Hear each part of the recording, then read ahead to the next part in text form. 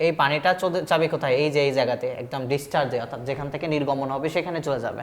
তাহলে এই যে কাঠামোটা, এই কাঠামোর নামই হচ্ছে ভ্যালি গাটার। ঠিক আছে, এইটার নাম কি? ভ্যালি গাটার। বোঝা গেছে? সর্বশেষ তোমাকে যেটা পড়বো সেটা হচ্ছে গ্যাবল। হ্যাঁ, দেখো আমরা মোটামুটি সব কিছু নিয়ে আলোচনা করে ফেলছি। এখানে দুইটা জিনিস বাদ আছে, সেইটা হচ্ছে গ্যাবল, আরেকটা হচ্ছে ইব বা সাঁচ। তাহলে গ্যাবলটা কি জিনিস? গ্যাবলটা দেখো,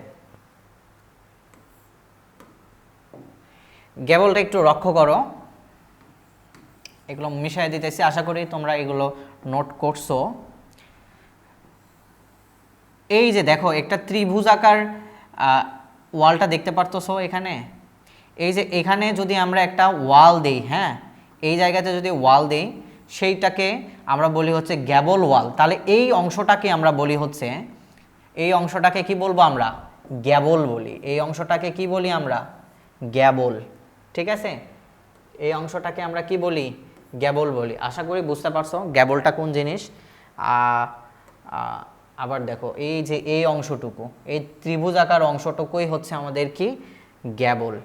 তোমরা তো দেখছো নাকি? আমাদের বাড়ির এরকম ছাদ ছিল, বুঝতে পারছো? আগে তো বলছি যে আমাদের বাড়ি হচ্ছে সেমি পার্মানেন্ট বিল্ডিং। তো এখানে এই যে এরকম থাকতো, ওইখান দিয়ে আমরা হচ্ছে মানে অন্য আরেক বাড়িতে যাইতে পারতাম, বুঝতে পারছো? এই গ্যাবল দিয়েই কিন্তু আমরা যাইতে পারতাম। সো অনেকেই হয়তো যাও একটা বাড়ি থেকে আরেকটা বাড়ি যাওয়ার জন্য, কিন্তু ওই গ্যাবল দিয়ে আমরা যাই। যাই হোক, এটা হচ্ছে গ্যাবল। আরেকটা সাঁচ। সাঁচটা কি? দেখো আমাদের সাঁচ,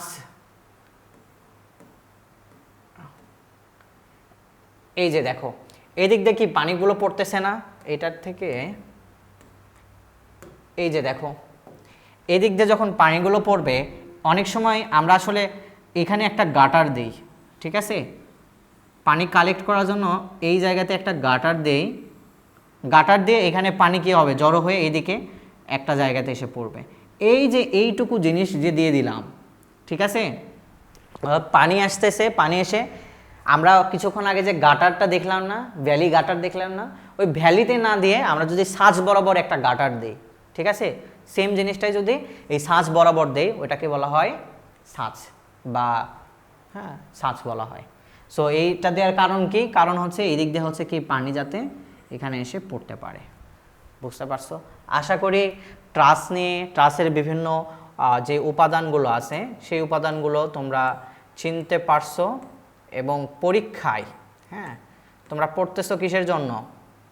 তোমরা পড়তেছো পরীক্ষার জন্য। এই পরীক্ষার জন্য আশা করি তোমাদের এই বিষয়গুলো ক্লিয়ার হয়েছে এবং ভালোভাবে বুঝতে পারছো। এতক্ষণ সাথে থাকার জন্য তোমাদের অসংখ্য ধন্যবাদ জানাচ্ছি। আসসালামু আলাইকুম।